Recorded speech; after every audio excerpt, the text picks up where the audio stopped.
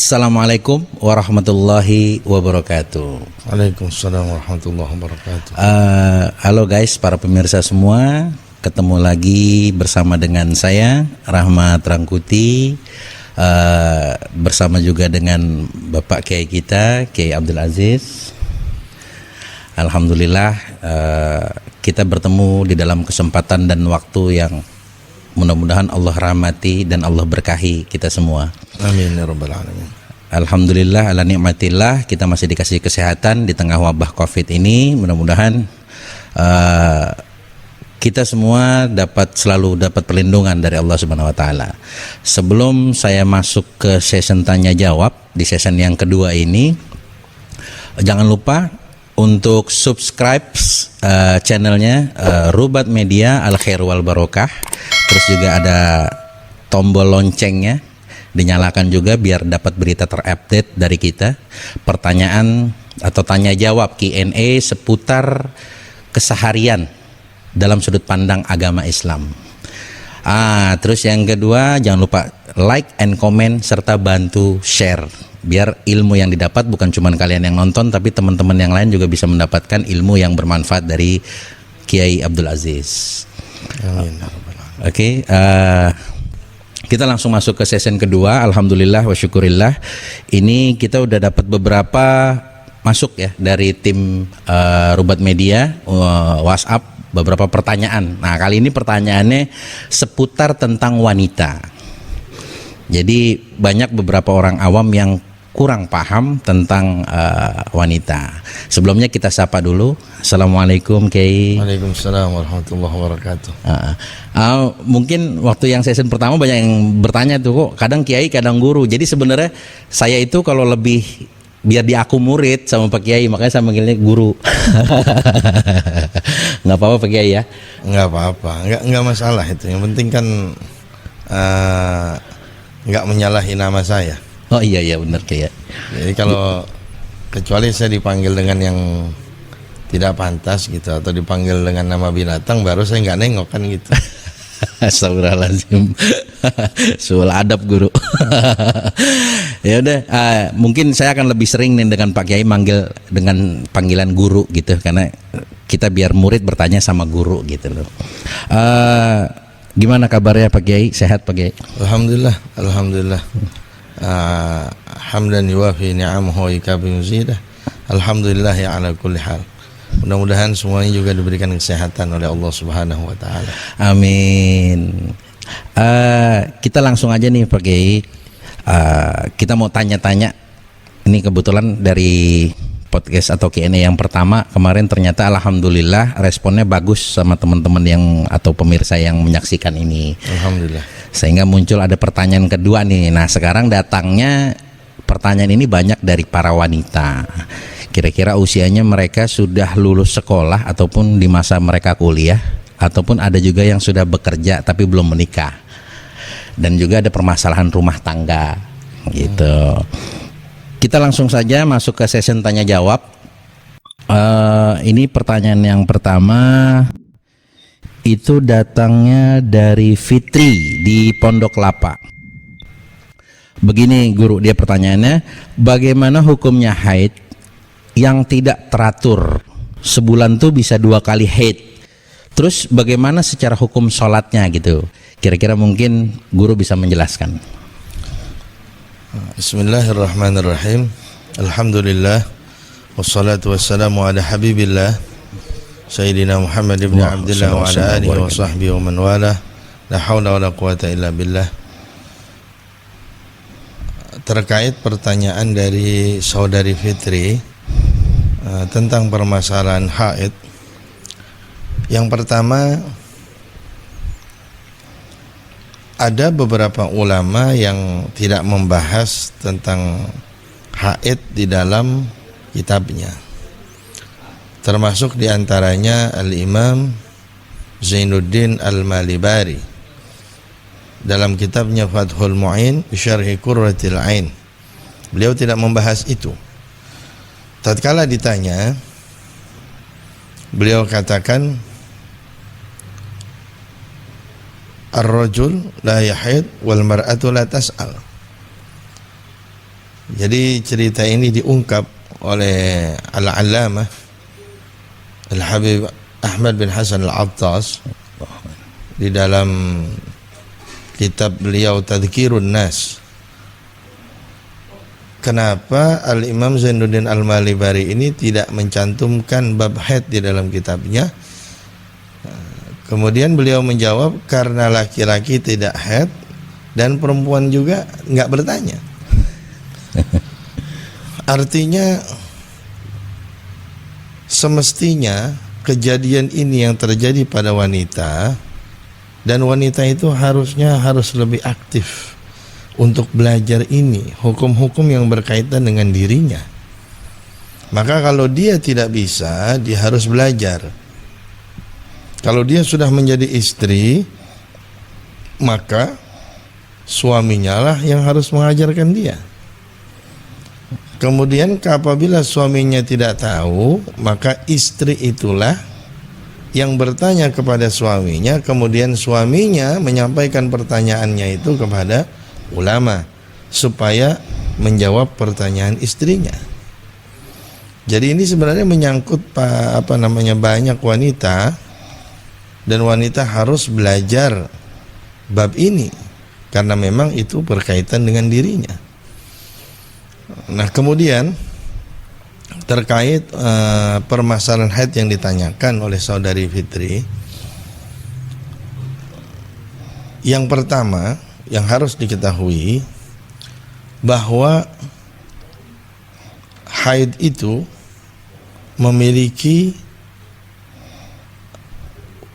waktu yang paling sedikit. Artinya batasan waktu dia bisa dikatakan haid ada yang biasanya di waktu tersebut itu dikatakan haid, dan juga ada waktu maksimalnya. Jadi waktu yang paling sedikit bisa dikatakan haid itu 1 hari 1 malam. Biasanya 6 atau 7 hari. Nah, paling banyaknya 15 hari itu haid. Nah, kalau kita melihat dari paling banyaknya haid yaitu 15 hari, berarti masa sucinya perempuan di tiap bulannya itu 15 hari maksimal. Jadi kalau haidnya 15 hari, berarti masa sucinya juga 15 hari. Para fuqaha itu mengatakan bahwa paling sedikitnya masa suci itu ya 15 hari. Paling sedikitnya masa suci 15 hari. Bisa jadi lebih dari itu kalau memang haidnya cuma 3 hari 4 hari gitu. Nah, maka sisa dari itu gitu ya, sisa dari itu semuanya dianggap masa suci. Jadi paling sedikitnya masa suci ya 15 hari. Kemudian apabila dalam satu bulan itu terjadi 2 kali keluar darah, maka mana yang dianggap haidnya? Contoh misalnya begini. Nah, ini masalahnya saudari Fitri tidak menyebut angka masalahnya. Haidnya berapa hari, itu dia nggak menyebut angka. Keluarnya darah itu berapa hari. Iya. Tapi dia langsung mengatakan 1 bulan 2 kali keluar darah gitu ya. Apabila misalnya dia itu haidnya 6 hari misalnya, kemudian 10 harinya itu berhenti haid, haidnya berhenti selama 10 hari, keluar lagi selama 7 hari, jadi 6 hari, kemudian 10 harinya ini suci, jadi 6 keluar darah, 10 hari berikutnya suci, kemudian keluar lagi 7 hari darah setelah itu. Nah, itu haidnya bagaimana? Nah, menurut ulama, yang namanya haid itu adalah 6 hari yang pertama. Ya, dalam kasus ini yang tadi 6 hari keluar darah itu dianggap haid. Kemudian 10 hari itu dianggap suci. Kemudian 7 hari yang keluar darah ini yang kedua, itu 5 harinya diambil untuk menyempurnakan masa suci. Jadi yang 5 hari berikutnya ini dianggap suci walaupun keluar darah. Ya, sisanya yang dua itu dianggap haid lagi, tentu sesuai dengan syarat dan ketentuan haidnya. Nah, jadi 6 hari yang keluar darah pertama itu haid, 10 harinya yang tidak keluar darah itu dianggap suci.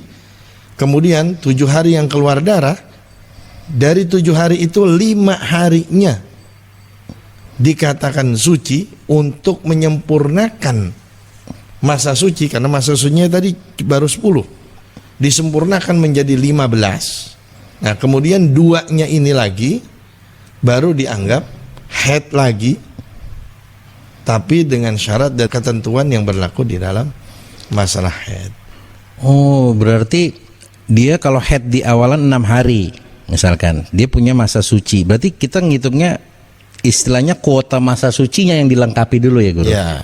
Nah, 5 hari yang dia dikatakan itu masa suci tapi keluar darah, itu bagaimana dengan sholatnya Guru? Nah, di saat itu dia dihukumi harus sholat. Karena dia sudah terlewat misalnya, maka dia harus mengqadha sholatnya di 5 hari itu, karena dia dihukumi suci. Iya, iya. Nah, untuk itu kan kategorinya misalkan kita yang awam nih, kita nggak tahu, akhirnya kita kodok lah. Tapi kalau yang dia tahu hitungan, misalkan sudah mendengar, sudah melihat tayangan ini, dia jadi paham, oh iya berarti ini saya wajib sholat nih. Nah, itu caranya gimana tuh Guru untuk biar dia tetap sholat sementara darahnya tetap keluar? Kalau dia pakai pembalut nggak apa-apa tetap sholat gitu atau gimana Guru? Ya, dalam permasalahan ini dia baru tahu kalau darah yang keluar itu darah fasad. Jadi bukan darah haid, darah rusak itu, darah penyakit. Kalau haid itu kan darah sehat. Gitu. Jadi darah yang biasa keluar yang menandakan bahwa wanita itu normal, gitulah kalau darah haid. Darah yang tadi yang kedua itu yang 5 hari diambil untuk melengkapi masa suci, itu kan darahnya itu dianggap darah fasad, darah penyakit, darah kotor. Darah penyakit. Di saat keluar terus darahnya, atau misalnya ada orang lah punya penyakit lah, darahnya keluar terus gitu, maka yang pertama dia harus melaksanakan sholat dengan aturan sendiri. Yang pertama, sebelum dia berwudu, dia harus menyumbat, ya, menyumbat kemaluannya itu dengan kapas, kemudian diikat juga dengan dia, ya, diikat sedemikian rupa. Kemudian setelah itu dia buru-buru wudu. Wudunya pun itu tidak dengan niat raf'ul hadas. Jadi tidak dengan niat menghilangkan hadas, karena hadasnya keluar terus. Tidak seperti biasanya tuh niat wudunya. Dia niatnya nawaitu istibahata fardhis shalah. Dia niat minta diperbolehkan sholat fardu, itu kalau bahasa Indonesianya. Setelah dia berwudu, dia harus segera melaksanakan sholat. Jadi nggak kayak orang normal. Kalau orang normal kan kapan saja bisa. Misalnya zuhur, dia mau jam setelah azan langsung boleh, jam 1 juga boleh, jam 2 boleh, masih kan begitu. Dia boleh masih milih-milih waktu. Tapi untuk kasus ini nggak bisa. Dia harus cepat-cepat dan buru-buru, kecuali apabila dia menunggu jamaah. Jadi menunggu jamaah, atau yang disebut di dalam kitab fikih itu maslahatus shalah. Dia ada orang dah yang ditunggu sama dia untuk sholat berjamaah. Selain itu dia disuruh untuk bersegera melaksanakan ibadah sholat. Iya. Ya, mudah-mudahan saudara Fitri yang di Pondok Kelapa ini jelas. Tapi memang kadang kajian seperti ini nih, kalau jamaah tuh rada sungkan nanya sama guru. Kenapa? Karena urusannya head gitu kan, kadang rada malu-malu. Nah terus suaminya juga kadang ada permasalahan begini, mau nanyanya sungkan juga, guru urusannya urusan perempuan gitu. Nah, mudah-mudahan bermanfaat nih dengan adanya penjelasan guru di sini. Amin. Makanya kan istri Rasulullah Shallallahu Alaihi Wasallam nggak satu, beliau istrinya banyak. Salah satu hikmahnya karena banyak urusan-urusan wanita yang lebih terbuka apabila dibahas dengan wanita juga. Gitu. Maka Rasul Shallallahu Alaihi Wasallam menyampaikan kepada istri-istrinya, dan istri-istrinya menyampaikan kepada wanita-wanita yang lain. Gitu. Istilahnya lebih privacy ya guru ya. Iya. Alhamdulillah sudah dapat penjelasannya. Mudah-mudahan bermanfaat untuk bukan hanya untuk Fitri yang bertanya, tapi juga untuk para pemirsa semuanya yang memperhatikan ini. Amin. Nah, terus kalau kalau memang ada butuh penjelasan lebih lanjut, boleh nanti kita bertanya sama tim Rubat Media.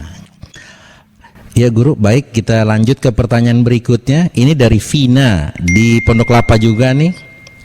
Ini permasalahannya begini guru, dia bertanya, kalau gunting kuku saat haid, dia pernah mendengar nih, memang harus dikumpulkan dulu, boleh atau tidak hukumnya sebenarnya gunting kuku pada saat haid? Kalau misalkan sudah terlanjur gunting, apa harus dikumpulkan dulu atau bagaimana di dalam pandangan Islam sendiri? Syariat itu seperti apa nih guru? Jadi permasalahan menggunting kuku atau menggunting rambut pada saat wanita dalam keadaan haid, itu mayoritas ulama mengatakan makruh. Jadi tidak sampai mereka katakan haram gitu. Kemudian permasalahan nantinya di saat mereka haid kemudian menggunting kuku atau rambutnya yang mana dia belum suci, itu nanti di hari kiamat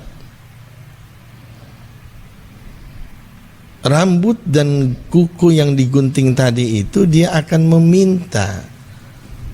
meminta pertanggungjawaban karena dia belum dimandikan. Begitu.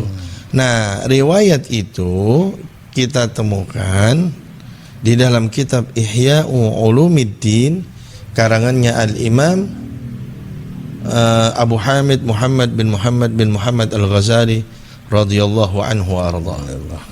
Kemudian terdapat juga di dalam kitabnya Al-Imam Abu Talib Al-Makki, yaitu Qutul Qulub.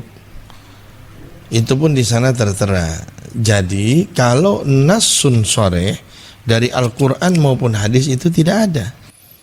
Sebenarnya di hukum fikih pun tidak ada keharaman itu. Karena kalau kita lihat di dalam beberapa kitab fikih, di antaranya yang sering dibaca oleh kebanyakan orang, yaitu Safinatun Najah, itu tidak menyebutkan bahwa yang haram atas orang yang haid itu menggunting kuku, memotong rambut, itu nggak tertera di situ, nggak ada.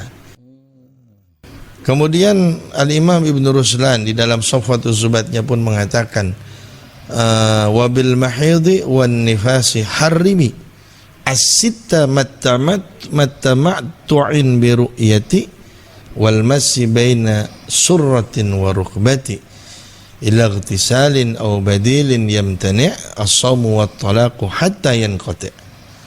Jadi Al-Imam Ibn Ruslan pun mengatakan bahwasanya wabil mahid wan nifas, sebab haid dan sebab nifas, harimi, haramkanlah. Apa yang diharamkan? As-sitta, 6 hal yang telah lewat, yaitu sholat, tawaf, menyentuh Al-Quran, membaca Al-Quran, berdiam di masjid, gitu ya. Itu hal-hal yang yang diharamkan itu. Termasuk itu diharamkan juga untuk orang haid. Di antaranya juga al-murur, ya, jalan melewati masjid, berlalu lalang, itu berlalu lalang. Jadi keluar dari masuk dari pintu itu, kemudian keluar dari pintu yang sama. Itu yang diharamkan, yaitu jadi tidak ada memotong kuku kemudian memotong rambut diharamkan bagi orang haid, itu tidak. Nah, makanya mayoritas ulama itu mengatakan bahwa memotong kuku dan memotong rambut itu hukumnya makruh. Artinya sebisa mungkin dihindari. Ya, terkadang kan orang ada lupanya, terkadang orang tidak sengaja, gitu ya. Maka tidak perlu terlalu khawatir tentang hal-hal seperti itu. Namun kalau boleh saya kasih saran, ya lebih baik apabila dikumpulkan, gitu. Kemudian pada saat mandi ikut juga kita mandikan itu, ya, sama dengan orang gunting kuku. Jadi kukunya itu mau dia buang kemana terserah, gitu. Tapi lebih baik dikumpulkan kemudian dikubur. Ya, itu hal-hal yang lebih baik. Tapi itu sifatnya anjuran, gitu ya. Iya. Alhamdulillah, terima kasih guru penjelasannya. Mudah-mudahan bermanfaat untuk Vina nih. Vina yang ada di Pondok Kelapa mungkin udah jelas. Nah, juga untuk pemirsa sekalian yang menyaksikan acara ini mungkin juga bermanfaat. Nah, kalau yang nonton laki berarti kasih tahu tuh untuk istrinya, nanti anak perempuannya, biar pada paham ya guru. Ya. Oke, kita lanjut ke pertanyaan berikut. Ini datangnya dari Pian di Keranggan nih guru. Kalau ini kita pindah dari urusan permasalahan wanita, tapi tentang wanita juga ini sebenarnya. Biasanya banyak orang awam yang kurang paham guru. Pertanyaannya adalah bagaimana secara syariat cara membersihkan air kencing atau ompol anak yang ada di lantai. Terus kadang kan kejadian gini, kita kan nggak tahu secara syariatnya guru. Misalkan anak ngompol nih, ya udah dilap aja ompolnya, terus ya udah selesai deh, itu berarti najisnya hilang. Nah, itu kan pemikiran awam. Nah, sebenarnya kalau cara istilahnya secara pandangan agama atau hukum syariatnya itu seperti apa? Terus juga celana bekas ompol kadang tergabung nih di tempat pakaian kotor, udah pakaian emaknya gabung aja udah di situ jadinya. Itu jadinya kan bagaimana tuh guru? Kira-kira monggo silakan Fadil guru. Terkait masalah najis itu terbagi menjadi 3 bagian. Ada yang najis mughalladhah, ada yang najis mutawassithah, ada yang najis mukhaffafah. Najis mughalladhah itu maksudnya adalah najis yang berat. Berat dalam arti berat di dalam cara mensucikannya. Ya, di dalam mazhab Syafi'i termasuk anjing dan babi. Itu ya. Beratnya itu kan karena kita harus 7 kali dengan debu, salah satunya kan gitu. Kemudian ada najis yang mutawassithah, yang sedang. Nah, itu caranya harus dihilangkan dulu najisnya. Kemudian setelah itu baru dialirkan air. Ingat ya, dialirkan. Jadi nggak bisa cuma dilap, itu nggak bisa. Karena lap itu airnya nggak ngalir. Jadi dialirkan gitu. Kayak disiram gitu mungkin guru ya, air digayung siram gitu bekas. Iya disiram, itu kan ngalir namanya. Itu berapa kali? Sekali aja cukup guru atau? Ya kalau sekali itu tidak cukup ya harus 2 kali. Jadi kalau najisnya itu sekali itu tidak hilang gitu ya, maka harus 2 kali. Jadi yang pertama najisnya dulu dihilangkan pakai kain atau pakai tisu atau pakai apa, itu najisnya dulu dihilangkan. Setelah najisnya sudah tidak ada baru diguyurkan. Yang afdal itu ya 3 kali. Gitu. Nah kemudian ada najis yang mukhaffafah, yang ringan. Najis yang ringan ini adalah najis bayi laki-laki, bukan bayi perempuan, bayi laki-laki, umurnya belum sampai 2 tahun. Dan dia tidak memakan apa-apa kecuali susu. Asi mungkin. Ya, cuma ASI doang makanannya. Kalau sudah makan yang lain, gitu ya, campuran-campuran yang lain, atau bayinya perempuan, itu najisnya itu, air kencingnya itu tetap dikategorikan najis yang mutawassithah, yang sedang. Gitu. Nah, najis yang ringan ini adalah bayi laki-laki belum berumur 2 tahun dan hanya memakan ASI saja. Itu cara untuk mensucikannya itu hanya cukup rasyul ma'i alaih. Jadi hanya cukup dicipratkan air. Jadi sehingga tempatnya itu basah, dicipratkan air itu sudah cukup. Begitu ya. Jadi nanti tergantung air kencing anaknya ini usianya berapa. Kemudian kalau memang masih di bawah 2 tahun, laki atau perempuan gitu. Jadi cara penanganannya berbeda. Nah, pada intinya di kebanyakan najis, yaitu najis yang mutawasit atau yang sedang, pada intinya cara untuk mensucikannya memang harus dihilangkan dulu najisnya, baru setelah itu disiram. Itu dikit aja guru ya, jangan sember. Kalau sember basah semua di rumah guru. Iya. Ya, tergantung kalau emang dia mau di apa namanya, mau sekalian dipel semuanya, mungkin disilahkan saja. Iya guru, sebenarnya ini kadang permasalahan ini terjadi ya, kayak misalkan banyak masyarakat yang awam yang kurang paham gitu. Jadi karena anaknya sering ngompol mulu, jadi kan capek nih ibu-ibu di rumah nih. Jadi akhirnya ya udah bekas ompolnya diambil, nah celananya kadang buat ngelap sekalian tuh, terbaru diambil pelan, udah selesai. Nah pakaian bekas ompolnya digabung pakaiannya sama pakaian kotor emak bapaknya.